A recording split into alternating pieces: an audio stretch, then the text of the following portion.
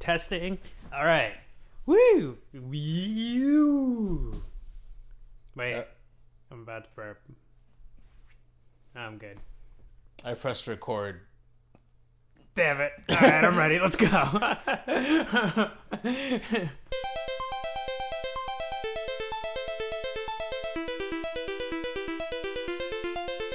Welcome to D+J BFF!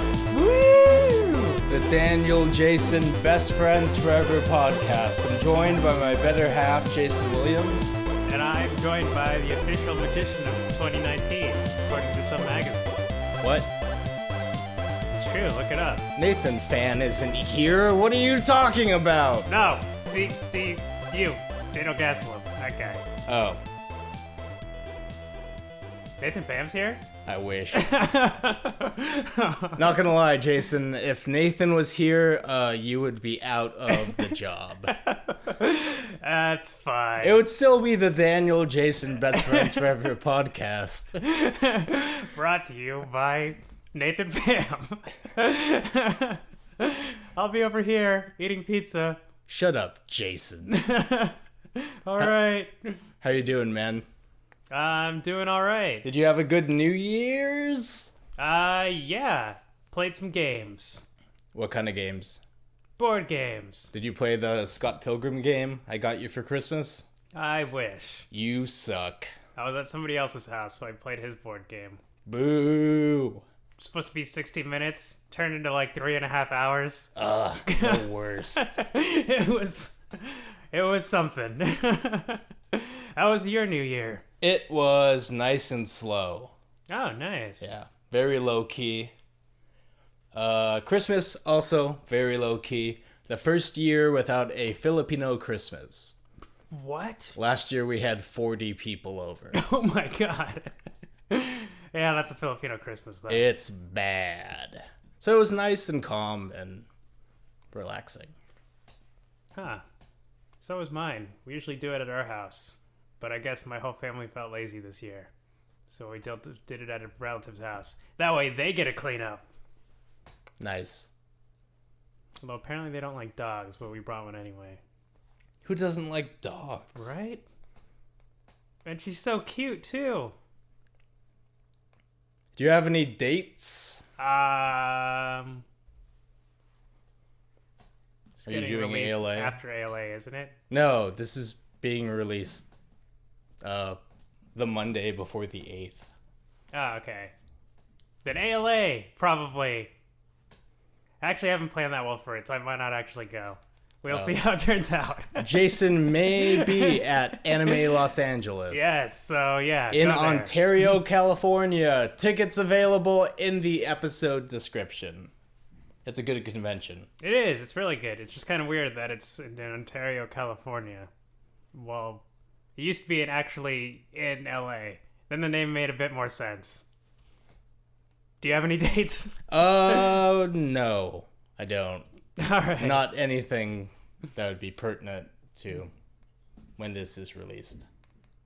Oh, also, I'm going to Strategicon February. Nice. I'll have more dates next episode. I'll put the link to tickets in the description. Yeah, I'll probably try to run something again. Werewolf. Oh man, at 3 a.m. Rest in peace, kid. Look, this kid's not a werewolf. Look at him. He's a fucking piece of shit. It's the reason his parents' marriage is falling apart. Think he has any idea what's going on? I do a little. Shut up, kid. It's gonna be really confusing for people who haven't listened to every episode. Yeah. Yeah, it is. Anyway, to the main story. Going pretty fast on this one because we're recording this before the Wastelanders ball, and it takes 5 hours to do my hair and makeup because I'm a diva. Because you're a star, man. Because you're a star. All right, Jason. There's this person whose birthday is on January 8th. Yeah. And they're one of the most important people in my life. Ooh. Because they're just so inspirational and they work so hard. Oh. Yeah. Talking about David Bowie, of course. Wait, what? Oh. Damn it. I mean, of course you were. I didn't think... I mean, why is your birthday on the 8th? Yeah. Oh, I knew that. Just gotta, I'll be right back. I gotta run to Best Buy. We're doing a David Bowie episode for BOWIEMAS! Yeah, BOWIEMAS! For those of you who don't know, BOWIEMAS is a 3-day celebration for David Bowie. His birthday, the 9th, which is like celebrating his life and legacy, and then his death day, where we all get really sad. Wait, were those all next to each other? Yeah.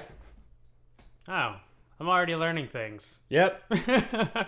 So I did some digging, and I have learned more so that David Bowie was a genius, not just for his art, but his innovations and his predictions. Yeah. And he was a revolutionary, and... So I'm not going to cover how much of an icon he was in the LGBTQ community.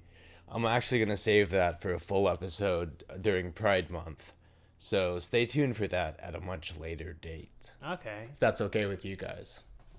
that works. So, this is a report on some of the innovations and predictions from David Bowie. All right. I'm excited. BOWIEMAS! So, are you, before we begin, are you a Bowie fan? Kind of. Is it mainly because we lived together and then I kept playing David Bowie in the apartment? I mean, that's definitely a part of it. I mean, I heard his songs before everybody's heard his songs. So I heard his, like, most popular songs, I guess, like, before we lived together. So I have a line when I perform Card Magic. What's your favorite David Bowie song? If you name anything off Tin Machine, we can't be friends. And if you say Rocket Man, I have to physically carry you out of this building. And I do not lift. And the common response is, I don't know any David Bowie songs, but that's not true. You've heard a David Bowie song at least once in your life. Probably Space Oddity. Yeah. Changes. That might be mine. Nice.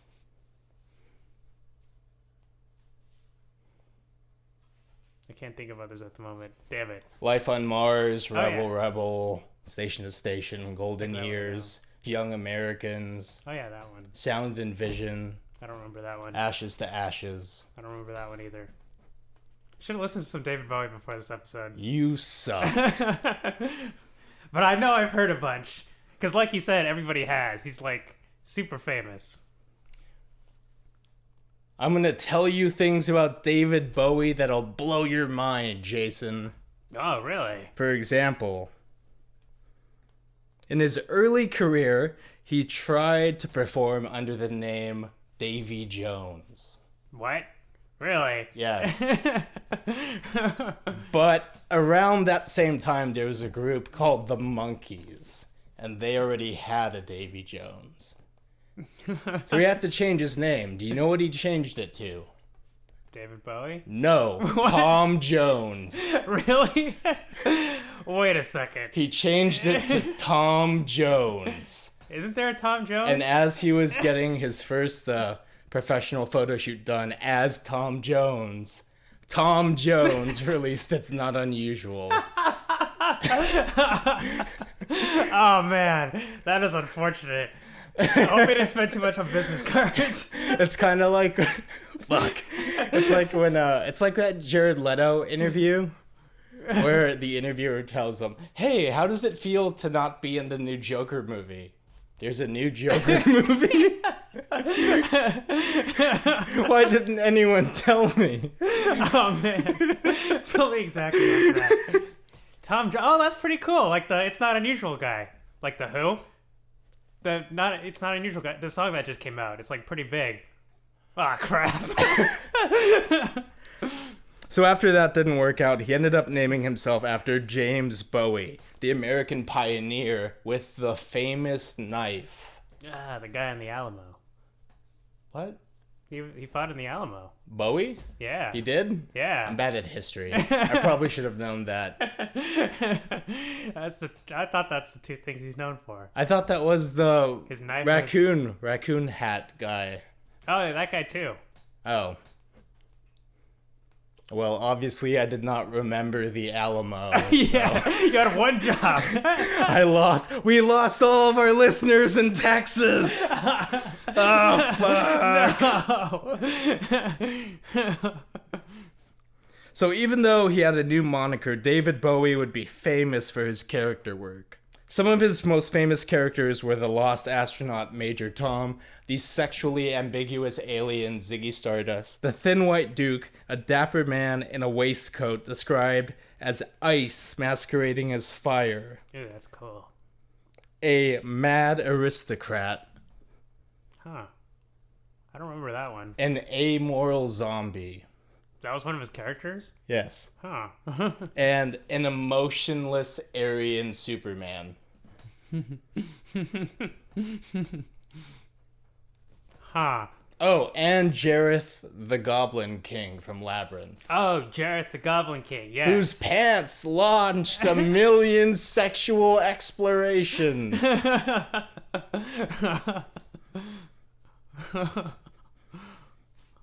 That codpiece, though. God, it's just... I can't not look at it during that movie. You remind me of the Babe. Well, you remind me to wear a dancer's belt. Jesus. It's right in my face. I can't look away. It's like the Ark of the Covenant. It's gonna melt my face off. So, sometimes his character work would get him in trouble. Like, he kind of was really addicted to cocaine while he was the Thin White Duke. Wait. Is that name the Thin White Duke not a coincidence? Well, here's the thing. He lost his mind, so he was only surviving off cocaine, milk, and peppers. Whoa!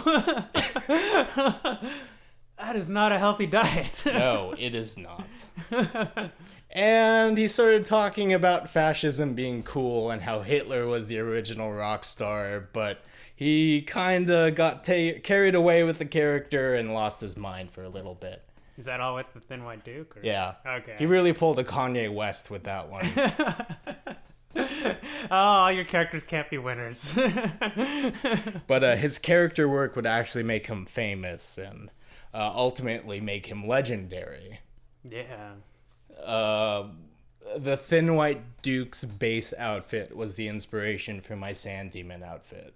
Oh, that's pretty cool. Yeah. I didn't even know that. And Wasteland 2018, my opening routine was the Station to Station. Oh, yeah. Yeah. Oh, man, what an inspiration. So, the next thing I want to talk about is him promoting artists. Because he was really one hell of a collaborator. From the 70s, where he helped produce the landmark album Raw Power for Iggy Pop.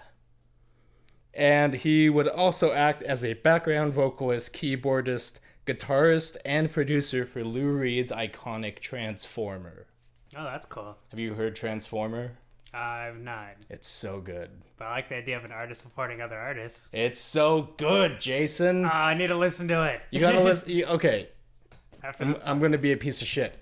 If you're gonna listen to Transformer, you gotta listen on vinyl, man.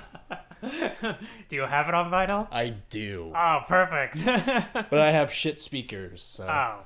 time to it. buy expensive speakers. Also, I could listen to one song Yeah. that I don't even own. Hey, babe. Take a walk on the wild side. Is that from the song? It's from the album. Oh. You're the worst. I'm sorry. This is why I'm here. But, even later in his life, he would help support artists that, might not have become as prominent without his help. In 2005, he performed with Arcade Fire. What? Really? Yes. He performed with Arcade Fire at New York's Fashion Rocks, and would later collaborate with them in 2013 on the album Reflector. Oh, I like the Arcade Fire. I didn't know that, huh? Yeah. That was recent, too. Yeah, it was only like 6 years ago where he did the album. Oh, okay. Let's say 2005? It was longer. It was longer for when he performed with them. You can actually watch that video on YouTube. It's choice. Nice. Bowie once said that Lorde was the future of music. Really? Yes. That is super high praise. If I was Lorde, I'd be like, yes, I made it. Well, to quote his longtime pianist Mark Garrison, David really liked Lorde, and he felt like she was the future of music, and they had a few wonderful moments together. Oh, man, that's so cool. That makes a lot of sense. When he passed away in January 2016, months later for the Brit Awards, Lorde would actually perform with a lot of Bowie's past bandmates. Oh, wow, really? And she got to sing Life on Mars. And Whoa. if you watch the clip, you're gonna cry. I cry every time I watch it. Oh, man, I want to cry. It's just ugly sobbing. Oh, man. Because it's so good. And Gail Ann Dorsey is like the best. And I'm just gonna start crying on the podcast. Are you crying now? Because you're going to make me cry. Oh. It's so good. Okay, I'll have to watch that. I gotta compose myself. I just gotta imagine Iggy Pop now without his shirt on. Hey Iggy, we got you some Christmas presents. What the hell is this? It's called a shirt. It's been 40 years in the making. Please wear one. We're all doing it. So, next thing I want to talk about is online streaming. Really? So in 2002, Bowie would make a bold statement in the New York Times. Music is going to be like running water or electricity. Now, this was the height of Napster and LimeWire. Oh. Napster, the famous... Napster is famous for pissing off Metallica and making, fuck Metallica. But LimeWire was great. How else am I gonna watch my Yu Yu Hakusho anime music videos?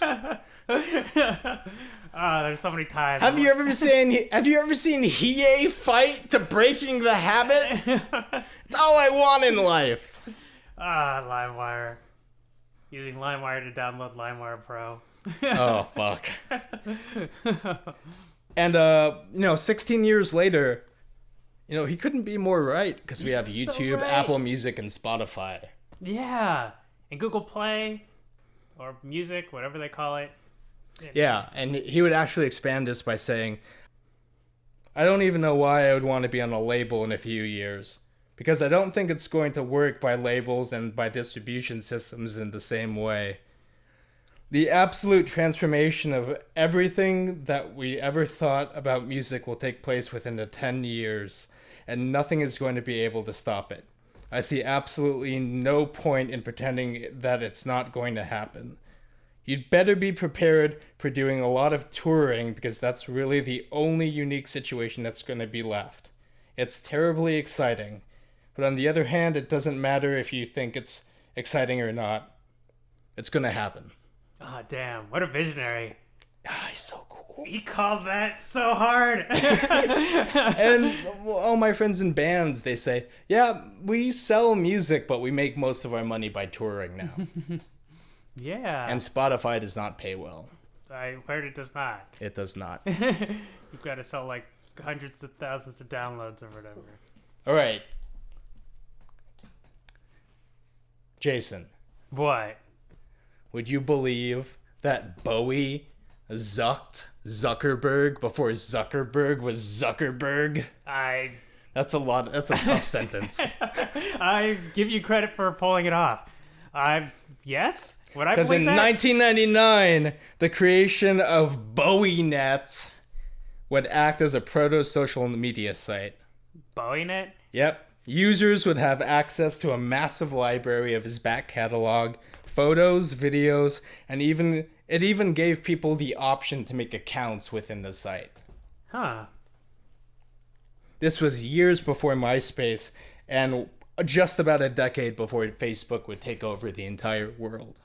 So it's just like a fan site with like a bunch of songs? Yeah, but you would have a profile and you could have music play when you visited the profile. Oh, whoa! Yes. It's so ahead of its time.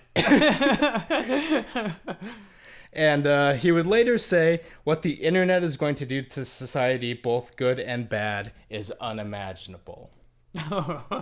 That's definitely true. Well, we're gonna get to a darker subject. This is death.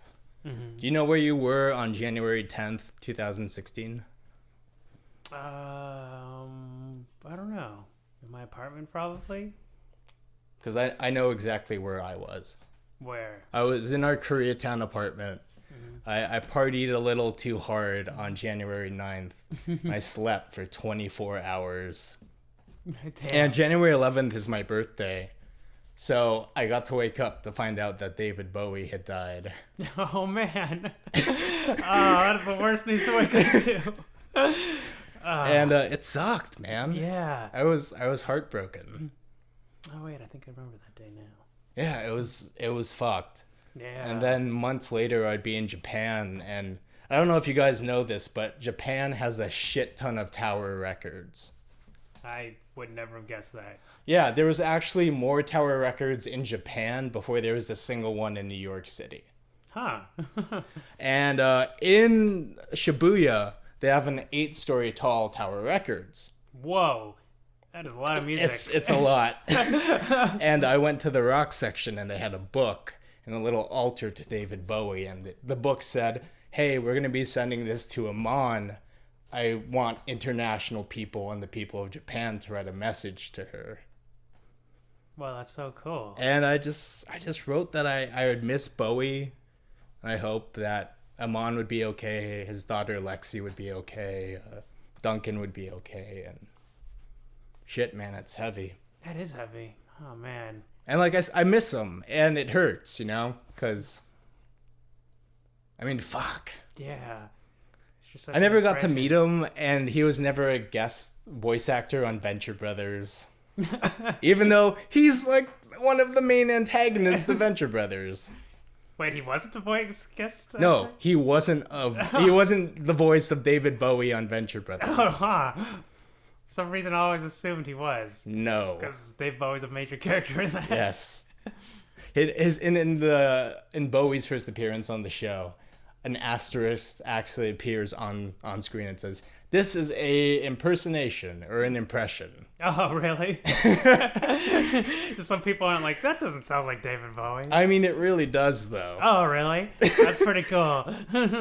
But, you know, Bowie foresaw his death. He did. He had an 18-month battle with cancer Oh, that he yeah. would lose, but he managed to record one last album as a goodbye to his fans. I mean, shit, man. Can you imagine being on your deathbed and having the will and strength and genius to write a goodbye letter to say thank you?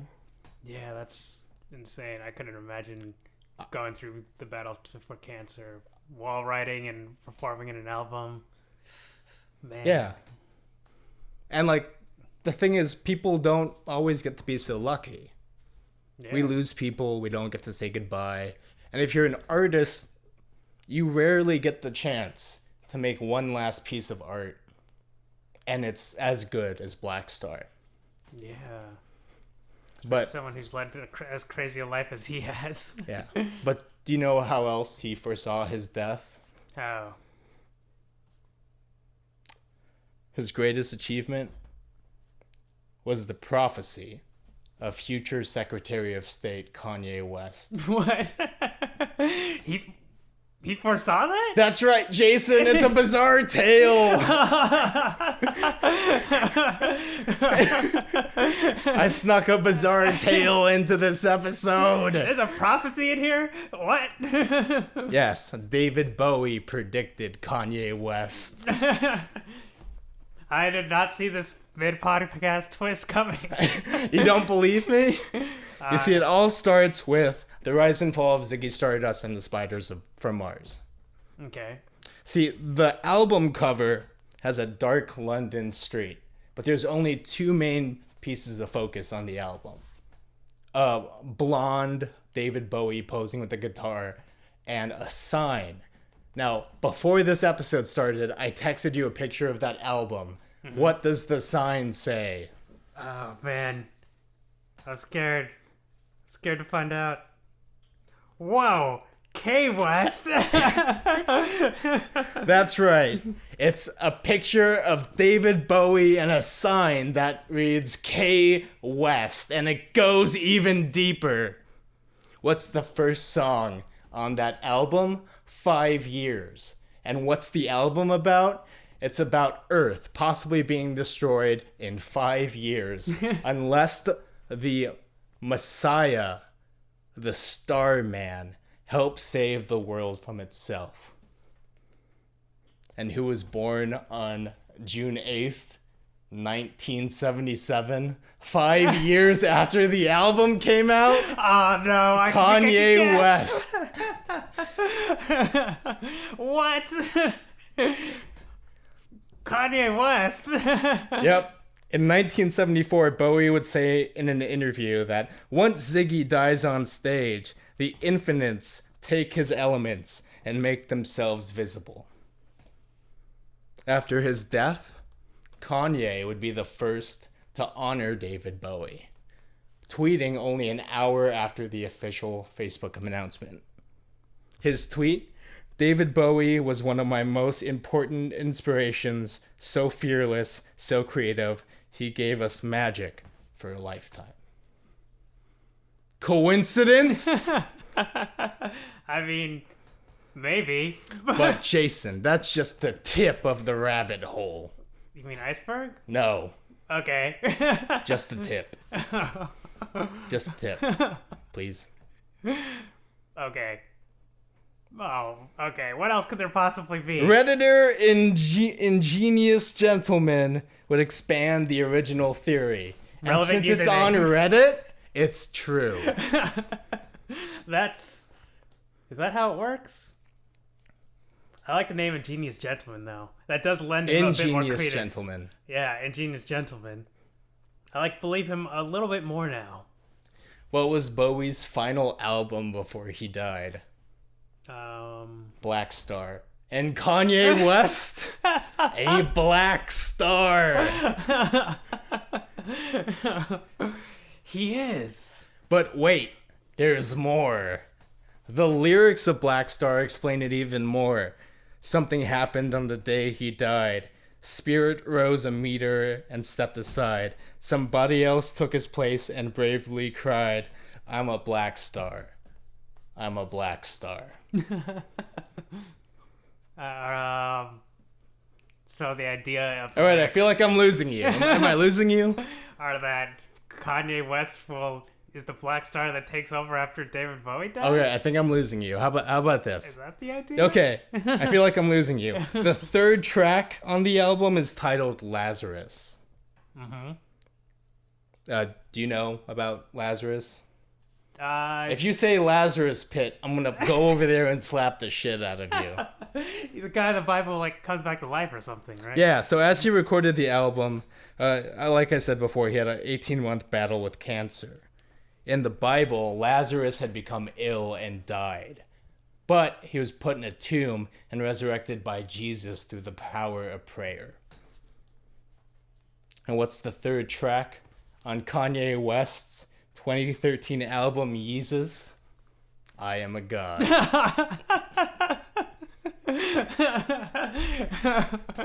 So because they both use God imagery, then... All right, I feel like I'm losing you. This is the I'm just nail. trying to keep This up. is the nail in the coffin, Jason. I believe you. Sia, haircut icon and pop star. 3 days before Bowie's death, she released a music video for her song Reaper. Oh, okay. And who was the producer on that music video? Kanye fucking West. Oh my god. Okay, that's the most convincing so far. Checkmate, Jason. Wow. Wait, does that mean Kanye West? So, wait, what? This means Kanye West, all that together means Kanye West is going to be the Secretary of State? And lead us into a new world order? Don't read into it that far. Is he going to change everything? Is he going to save the world?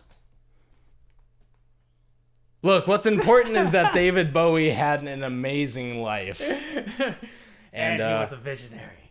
And if, we're going to, if you really want to remember him, we're going to have links to some charities that he would support.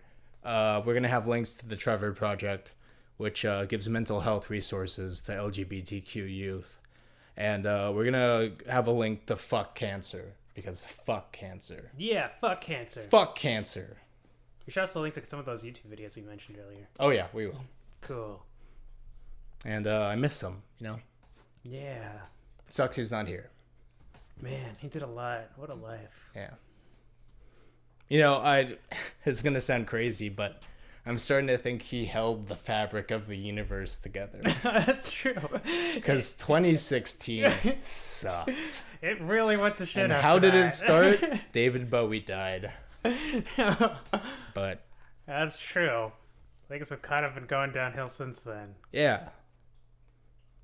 But as I think about it,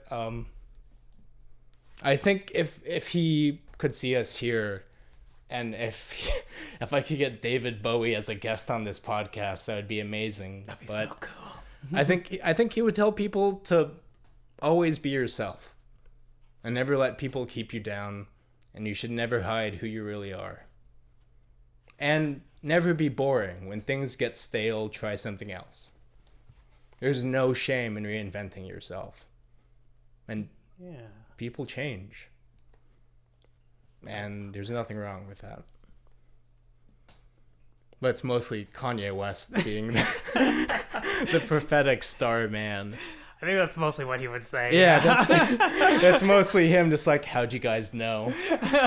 That's exactly, when I recorded that album in 1972, that's exactly what I had in mind. You guys did it. Kanye West is coming. Yeah, rest in peace, Bowie. Rest in And peace. Iman, Lexi, and Duncan, I hope you guys are doing all right. Yeah. Yeah.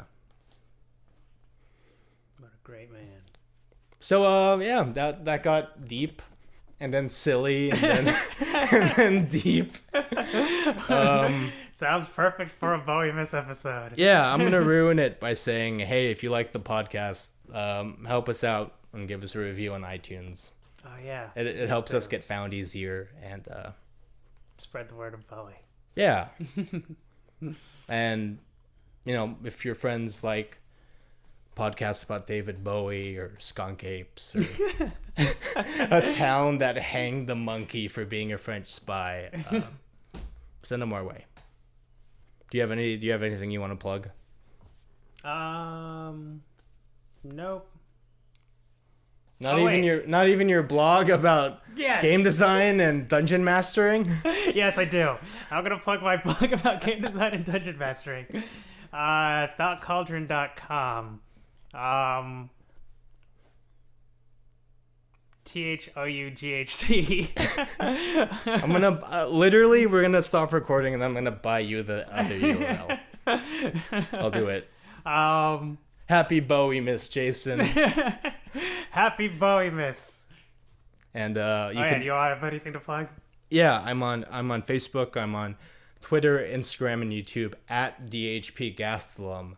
And stop by dhpgastelum.com. Mondays we update with podcasts, Wednesdays and Fridays with comics. And read my comic, Aria, a cyberpunk mystery that updates on Wednesdays and Fridays. Hell yeah. Yeah, man.